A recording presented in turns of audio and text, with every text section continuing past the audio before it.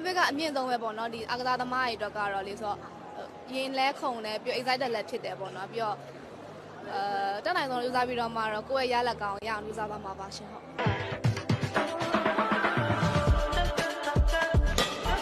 လောလောဆယ်ပန်းနိုင်ကတော့ဒီ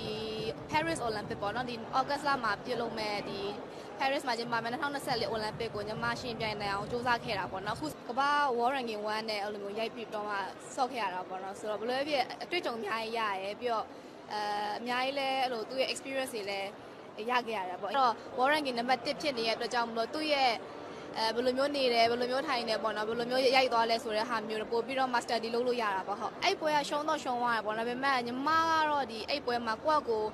အရန်ကျေနပ်တယ်ပေါ့နော်ဒီရှုံးသွားပေမဲ့လည်းကိုကဒီ World Ranking နံပါတ်1ကိုစူးစမ်းပြီးတော့မှဒီအမှတ်ကိုဒီလောက်ထိရနိုင်အောင်စူးစမ်းပြီးတော့မှရိုက်ခဲ့ရတဲ့အတွက်ကြောင့်မလို့ညီမတို့ခုတ်ကိုအရန်လက်ကုန်ယူပါတယ်ဟုတ်ညီမတို့ကဒီစစ်တောင်မှာဆိုလို့ရှိရင်22မှတ်ရရတာပေါ့နော်22မှတ်အဲ့လို best of 3ရရတယ်ပထမဝယ်ရညီမ14မှတ်ဒုတိယဝယ်ကျတော့7မှတ်ညီမရခဲ့ရပါဟုတ်